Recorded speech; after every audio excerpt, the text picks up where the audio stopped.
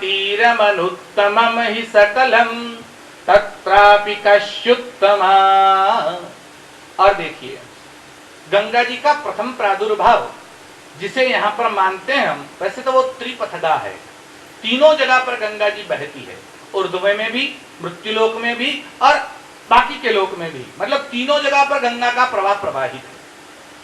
घटना तो ऐसी हुई कि आप सबको पता है कि बलि ने 100 अश्वमेध यज्ञ किए और अश्वमेध यज्ञ के बाद जब बलि असुर था, यहाँ हिरण्यकशिपु की कथा शायद सुबह चली थी, उसका एक भाई हुआ हिरण्यकशिपु और हिरण्यकशिपु का पुत्र हुआ प्रहलाद। अब प्रहलाद का इतिहास आपको पता है और समय की मर्यादा है, इसलिए मैं प्रहलाद के इतिहास को अभी आपको नहीं बता सकता। अब प्रहलाद को जो पुत्र हुआ उस पुत्र का नाम हुआ विरोचन और विरोचन का जो पुत्र हुआ उसका नाम हुआ बलि। ये बलि हमारे यहाँ भरूच यानी भृगु कच्छ में गया और बलि ने वहां 100 अश्वमेध यज्ञ किए। बलि भगवान का परम भक्त था। देखो, भक्त किसे कहते हैं? अब भक्त की व्याख्या हमको पता हो या ना हो, भक्त આપણે લોકો ગુજરાતીમાં એવું બોલ્યા ભગતડું છે બિચારું, ભગતડું એટલે જે ટીલા ટપકા કરે, ફર્યા કરે, રામ રામ કરે, મંજીરા કૂટે, આપણે એને ભગત કઈ બોલે, ભગત नहीं, शब्द है भक्त। ये भक्त क्या है? अब भक्त शब्द अगर आपको समझ में नहीं आता तो छोड़ दें। आपको विभक्त शब्द पता है? विभक्त किसे कहते हैं? विभक्त यानी अलग होना, पृथक होना, गुजराती में कहे छूटा पड़वू, छूटा पड़वू એને કહેવાય विभक्त। विभक्त यानी अलग होना, तो विभक्त का विरोधार्थी शब्द है भक्त। भक्त यानी जुड़ जाना, जोड़ाई जबू, एक विजाति सम्मिलित थई जबू, जो भगवान से जुड़ा हुआ है उसका नाम है भक्त और जो भगवान से विमुख है उसका नाम है विभक्त। तो जो भगवान से जुड़ा हुआ है उसी को भक्त कहते हैं। लेकिन हमारे यहाँ भक्तों की दशा कैसी है बेचारों की? आजकल के भक्तों की बात कर रहा हूँ। हाँ, अब भक्त बोलता हूँ तो नरसी तुलसी सूर मत समझिए आप, मैं आजकल के भक्तों की बात कर रहा हूं। भक्तों की दशा बेचारों की क्या हो गई है? न उनका गांव में मान है न सम्मान है, लोग यही समझते हैं कुछ नहीं कर सकता वो भक्त हो जाता है। ऐसी बात नहीं है। हमारे यहाँ नरसिंह मेहता लिखते हैं, भक्ति खांडा केरी धार। वो भक्ति कोई साधारण चीज नहीं है, वो तो तलवार की जो धार होती है उसके ऊपर चलना, ऐसी कठिन चीज भक्ति है। भक्ति साधारण नहीं है। ऐसा मत समझ लीजिए कि जिसको कोई घर चलाने की हिम्मत नहीं है उन्होंने सन्यासी के कपड़े पहन लिए, ऐसा नहीं है। उसके लिए हिम्मत चाहिए, जिगर चाहिए। सन्यासी बनना साधारण वस्तु नहीं है। हमसे एक टाइम का भोजन नहीं छूटता। सब्जी या दाल अगर घर में खराब हो जाए तो पत्नी के साथ झगड़ा कर लेते हैं। अगर रोटी नहीं मिली तो दिन भर झगड़ा करते रहते हैं। अगर दवाई नहीं मिली तो झगड़ा कर लेते हैं घर में। ऐसी स्थिति में हमसे एक समय का भोजन नहीं छूटता, संसार छोड़ने की कहां बात करते हैं? अरे हमसे बीड़ी नहीं छूटती, तंबाकू नहीं छूटती, और तंबाकू बीड़ी नहीं छोड़ते। वो कहते हैं जिनसे कुछ नहीं होता उन्होंने संन्यास लिया। नहीं, ऐसा नहीं है। संन्यास लेना साधारण चीज नहीं है। वैसे कि कलयुग में संन्यास वर्ज है, लेकिन जिनके विरक्ति की सीमा आ जाती है और जब तक वर्णाश्रम धर्म है तब तक संन्यास के लिए छूट। वैसे हमारे यहाँ वर्ज भी कहा गया है। शास्त्र का वचन तो ऐसा आया है कि ये 5 चीजें आप कलयुग में न करें। अश्वालंभम गवालंभम संन्यासम फल पैतृकम देवरच्च सुतोत्पत्ति कलौ पंच विवर्जित। अश्वालंबम, अश्वमेध यज्ञ कलयुग में नहीं किया जा सकता। आजकल आप सुनते होंगे वो डुप्लीकेट अश्वमेध यज्ञ चल रहा है। गायत्री परिवार नाम की एक संस्था है। अब ये अश्वमेध नहीं कर रहे हैं, ये अश्वमेध का नाटक कर रहे हैं। जो लोग रामलीला देखते हैं उनको पता है, जो नाटक, अब नाटक देखने के लिए जाते होंगे। अब नौटंकी जो लोग कहते हैं वो कोई राजा बन के आ जाता है, तो क्या वो राजा हो गया? वो राजा बन के आ जाता है और फिर बाजार में जाता है, मैया आलू किस भाव मिलेंगे, तो वो क्या राजा हो गया? अब दूसरे दिन आलू खरीदने के लिए जाता है, पहले दिन वो राजा बना हुआ होता है। वो नाटक का राजा है, ओरिजिनल राजा असल राजा नहीं है। वैसे अभी जो अश्वमेध किए जाते हैं वो अश्वमेध के नाम का नाटक है, वो अश्वमेध नहीं है। अश्वमेध करने का अधिकार केवल राजा को है। राजा को छोड़कर कोई अश्वमेध नहीं कर सकता। अश्वमेध करना हो तो फंड नहीं लिया जाता, यहाँ तो फंड एकत्रित किया जाता है, फंड नहीं लिया जाता, दान दिया जाता है। और इतना दान दिया जा सकता है कि अपनी जो पूरी संपत्ति वो लुटा दी जाती है। इसे कहते हैं अश्वमेध। अश्वमेध तो बात ही दूसरी होती है। अब हम अश्वमेध की चर्चा कहाँ छेड़ेंगे। बात तो यह है कि अश्वमेध कलयुग में वर्ज्य है। अश्वालंबम गवालंबम, जैसे अश्वमेध होता है वैसे गोमेध यज्ञ होता है। गोमेध भी कलयुग में वर्ज्य है। अश्वालंबम गवालंबम संन्यासम, संन्यास लेना भी कलयुग में वर्ज्य है। संन्यासम फल पैतृकम, मांस से पूर्वजों का जो आप तर्पण या श्राद्ध करते हैं वो भी कलयुग में वर्ज्य है। कलयुग में मांस देकर पितरों का तर्पण नहीं करना है। देखिए, वैसे मांस हमारे यहाँ सर्वसामान्य वर्ज्य है। मांस खाना नहीं है, और मांस खाने वाला ही नहीं, इसमें जो 6 प्रकार के लोग हैं वो सबके सब सहभागी हैं। जो खाने वाला, बेचने वाला, काटने वाला, लेने वाला, पकाने वाला, पिरसने वाला, ये सारे के सारे एक समान सहभागी है और सब पाप के भागीदार होते हैं। हमारे यहाँ मांस खाना तो दूर है, मांस खाने का समर्थन करने वाला भी पापी है। मांस का समर्थन हमारे यहाँ नहीं किया गया, न ही मत्स्य का। पंडित जी बहुत सुंदर कथा कहते हैं कि बात कैसी हुई है। इसका कारण ये हुआ कि एक बार एक राजा था, और राजा के यहाँ राजा क्या करता कि रोज उसको कथा सुनने की का नियम था कि मैं रोज कथा सुनूंगा और उसके बाद दान करूंगा, फिर अपना भोजन करूंगा। तो एक ब्राह्मण रोज उसको कथा सुनाने के लिए आता था। अब रोज कथा सुनाता था। अब कथा सुनाते सुनाते एक दिन बात ऐसी हुई कि उस ब्राह्मण को कहीं बाहर जाना था अपने काम से। तो उसने राजा से कहा, मैं कल नहीं आ सकता, कल आपकी कथा में शायद विक्षेप होगा, मैं कल नहीं आऊंगा। तो राजा ने कहा, मैंने व्रत लिया तब तुमने ही तो संकल्प करवाया था, अब तुम नहीं आ सकते तो मुझे कथा सुनाने की दूसरी व्यवस्था करो, लेकिन जिम्मेवारी तुम्हारी है। ब्राह्मण ने कहा, ठीक है, मैं कोई व्यवस्था करता हूँ। ब्राह्मण घर गया। अब वो व्यवस्था की चिंता में था, तभी उसका एक लड़का था, वो वहां आ गया। कॉलेजियन लड़का होगा, पढ़ता होगा शायद, युवान था। उसने आके अपने पिताजी से पूछा, पिताजी कुछ चिंतित लग रहे हैं? बोले, हाँ थोड़ी चिंता है। बोले, क्या है? बोले, ये राजा को मैंने नियम लिया है, राजा रोज कथा सुनता है, कल मुझे बाहर जाना है, उसको कथा को। बोले, आप चिंता मत करें, मुझे भेज दीजिए, मैं जाऊंगा, मैं क्या काम आऊंगा, तभी तो मैं आपके काम आ सकूं। भले ही मैं कर्मकांड नहीं जानता, लेकिन कथा पढ़ना तो जानता हूं, मैं पढ़ाई तो कर सकता हूं ना, उसमें क्या दिक्कत है। बोले, ठीक है, आप कल चले जाओ। दूसरे दिन बेटे को भेज दिया।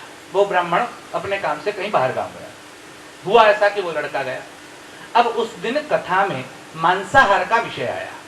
अब मांसाहार के विषय में जो कथा में लिखा था, मतलब ग्रंथ में जो लिखा हुआ था, उस लड़के ने पढ़ा और उसने कहा कि जो अगर मांस खाता है और मांस खाता है उसकी दुर्गति निश्चित है और उसको नरक में जाना ही है। अब राजा को प्रश्न हुआ, मांस खाने से दुर्गति होती है, नरक में जाना पड़ता है? बोले, हाँ बिल्कुल, शास्त्र कहता है जाना पड़ता है। बोले, कितने दिन तक जाना पड़ता है? दिन छोड़ो तो यावंती पशुरोमाणी तावत् नरकं व्रजेत्, जितने दिन तक, मतलब जितने पशु के रोम होते हैं, जिस पशु की हत्या होती है उस पशु के जितने रोम हैं, उतने वर्षों तक उसको नरक में रहना पड़ेगा। अब राजा मांस खाता था, इसको पता नहीं था लड़के को। अब राजा ने दूसरी बार पूछा, लेकिन अगर कोई मांस खाता है, हिंसा करता है और उसके बाद कोई दान कर देता है तो? बोले, दान करेगा तो भी जाना पड़ेगा नरक में। बोले, गौदान करे तो? बोले, तो भी जाना पड़ेगा। यज्ञ कर दे तो? अरे बोले, अश्वमेध यज्ञ करे तो भी जाना पड़ेगा। यज्ञ नहीं तो क्या बात करते हो, ऐसा होता है? तो कितना मांस खाता है उसको? 500 ग्राम, किलो, 5 किलो, 10 किलो, ऐसा है? बोले, नहीं। तो तलपुर मछली खाई के, तल जितनी, तिल जो होता है, तिल जितनी भी अगर कोई मछली खाता है या मांस खाता है, तलपुर मछली खाई के कोटि गो दे दान, और 1 करोड़ गायों का दान भले ही कर दे। तलपुर मछली खाई के कोटि गो दे दान, 1000 अश्वमेध करे तो भी नरक निदान। और 1-2 नहीं, 1000 अश्वमेध करे तो भी उसका नरक में जाना निश्चित है। अब राजा टेंशन में आ गया। राजा ने कहा, तुमको पढ़ना नहीं है, उठो यहां से, जाओ घर जाओ। अब उस बच्चे ने कहा, मेरी क्या गलती है, जो शास्त्र ने कहा मैंने उनको बता दिया, गलती क्या है मेरी? बोले, गलती की बात छोड़ो, तुमने तो मेरा नरक का रिजर्वेशन करवा दिया, अब तो फाइनल हो गया कि मेरी सीट वहां रिजर्व है, जाओ, तुमसे मुझे कथा नहीं सुननी। वो लड़का चला गया। अब लड़का घर गया, उसका बाप रात को आया। उस लड़के ने कहा, ये राजा तो बड़ा उद्धत है, इसको तो कुछ पता ही नहीं चलता है, इसको उद्धत को कुछ समझाओ। आप रोज कथा सुना के लिए जाते हो, इस राजा को कथा सुनाते हो जिसको अक्कल नहीं है। उस ब्राह्मण ने कहा, क्या हुआ? बोले, बात ऐसी हुई, जो घटना हुई थी उसने बता दी। उसने कहा तुमको ऐसा नहीं कहना चाहिए। अरे बोले शास्त्र में लिखा है, मैं ना कहूं, ऐसा कैसे हो सकता है? बोले लिखा है राजा, तुमको क्या लेना देना, अब चलो हम कल ठीक कर देंगे। दूसरे दिन वो ब्राह्मण गया। अब राजा वहां पर उपस्थित था। अब राजा को तो रात भर नींद नहीं आई, क्योंकि उसका तो दरक का रिजर्वेशन सामने दिख रहा था। अब दूसरे दिन जब वो ब्राह्मण गया तो उसके पास राजा बैठा। अब जैसे ही पूजा का संकल्प खत्म हुआ, कथा शुरू हो उससे पहले राजा बोल पड़ा और राजा ने कहा, महाराज कल आपका लड़का आया था और मेरा तो रिजर्वेशन करके गया है। बोले क्या हुआ जरा बताइए मुझे। बोले उसने कहा कि तलपुर मछली खाई के कोटि गोदे दान, 1000 अश्वमेध करे तो भी नरक निदान। ये बात शास्त्र में है क्या? इसने कहा शास्त्र में तो है, लेकिन राजा जी बात ऐसी है कि जो बच्चे हैं ना, उनको उसका गुढ़ार्थ पता नहीं होता। वो खाली जो लिखा हुआ है ना वो पढ़ लेते हैं, उसमें गुढ़ार्थ अलग होते हैं। इसके कोई वाच्यार्थ होता है, कोई लक्ष्यार्थ होता है, कोई ध्वन्यार्थ होता है, कोई गुढ़ार्थ होता है। इसका गुढ़ार्थ अलग है। बोले गुढ़ार्थ कुछ और है? बोले हाँ। बोले क्या गुढ़ार्थ है? बोले गुढ़ार्थ ये है कि तिलपुर मछली खाई के, जो तिल जितनी मछली खाता है ना वो नरक में जाता है, जो इतने बड़े बड़े खाते हैं उसको कुछ नहीं होता। वो ब्राह्मण के बच्चे ने कहा पिताजी ये आपने क्या कह दिया? बोले राजा नरक में जाए स्वर्ग में जाए, आपने दक्षिणा थी मतलब राखो, राजा पड़ो कुआ में। अब जब से ब्राह्मणों ने दक्षिणा के लिए अनाप शनाप पकना शुरू कर दिया, तब से ब्राह्मणत्व का अधपतन हुआ। सच्चा ब्राह्मण वही है, वो किसी की शय शर्म न रखते हुए शास्त्र क्या कहता है, शास्त्र क्या बोलता है, शास्त्र की रजामंदी है या नहीं है, उसका ही विचार करता है। किसी की प्रशंसा के लिए कथा नहीं होती।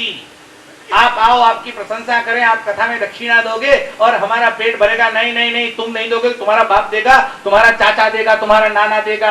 हमारे पेट के लिए कथा नहीं है।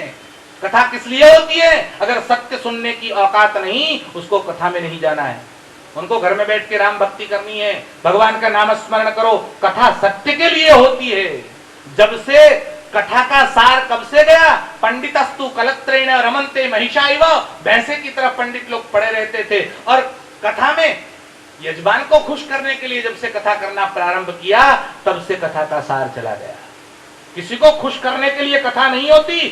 खुश करना है तो केवल परमात्मा को करो, केवल मेरा परमात्मा राजी रहना चाहिए। ये सब जो सुनने वाले हैं आज हैं कल नहीं है, हम आज हैं कल नहीं है। परमात्मा शाश्वत है और जो शाश्वत है उसी की प्रशंसा करें, और किसी की प्रशंसा क्यों करें? खैर हम उसकी चर्चा नहीं करते। हम तो ये बात बता रहे थे कि हमारे यहाँ मांसाहार वर्ज्य है और इसलिए मांस से जो तर्पणादि होते हैं, श्राद्धादि होते हैं, वो कलयुग में वर्ज्य है। क्या कहते हैं? अश्वालंबम गवालंबम संन्यासम फल पैतृकम देवरच्च सुतोत्पत्ति। पहले ऐसा होता था कई युगों में कि जो पति मर जाए तो जो दियर होता है वो देवर के साथ वो पत्नी मतलब उसकी देवर की भाभी उसके साथ विवाह के जैसा माहौल रचाए और उससे पुत्र की उत्पत्ति करती थी। આપણે ત્યાં ગુજરાતીમાં દિયર વટુ કહે છે, કદાચ તમને ખબર હોય તો। लेकिन वो कलयुग में वर्ज्य है। कलयुग में देवर से आप सुत की उत्पत्ति नहीं कर सकते। कलयुग के लिए मना है। देवरच्च सुतोत्पत्ति कलौ पंच विवर्जित। कलयुग में सब साधारण रूप से स्वीकार्य नहीं है। लेकिन आगे के सूत्र में लिखा कि जब तक वर्णाश्रम धर्म है तब तक सन्यास के लिए छूट है।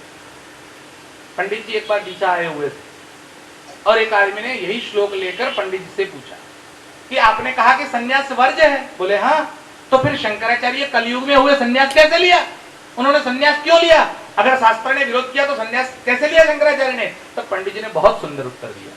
और पंडित जी ने कहा कि आप जब बाजार में चलते हो तो आपका जो व्हीकल है वो किस ओर चलाना है, लेफ्ट में या राइट में? जो देश का कानून जहां का जैसा होगा उस तरह से चलाना पड़ेगा। अगर हिंदुस्तान में गाड़ी चला रहे हो तो लेफ्ट में चलानी पड़ेगी, अमेरिका में चला रहे हो तो राइट में गाड़ी चलानी पड़ेगी। आप दाया और बायां देख के चलानी पड़ेगी। अगर आप लेफ्ट में न चलाकर राइट में गाड़ी चलाओगे तो पुलिस वाला फाइन करेगा, दंड करेगा, चलन काटेगा, आपको पैसे भरने होंगे, शायद सजा भी तो हो सकती है। लेकिन अगर कहीं आग लग जाए और अग्निशामक यंत्र लाए बंबो को छो गुजराती में, अगर अग्निशामक यंत्र को जाना है तो उसको लेफ्ट में चलना अनिवार्य है क्या? नहीं। वो तो लाए बंबो तो गम्मे ત્યાં જઈ શકે, એને જવાની छूट, डाहो जाए कि जमणो जाए। शंकराचार्य है ना वो अग्निशामक यंत्र है, आग लगी थी उनको आना पड़ा तो उनके लिए छूट है। तो जो अग्नि को बुझाने के लिए आते हैं उनके लिए नियम लागू नहीं होते।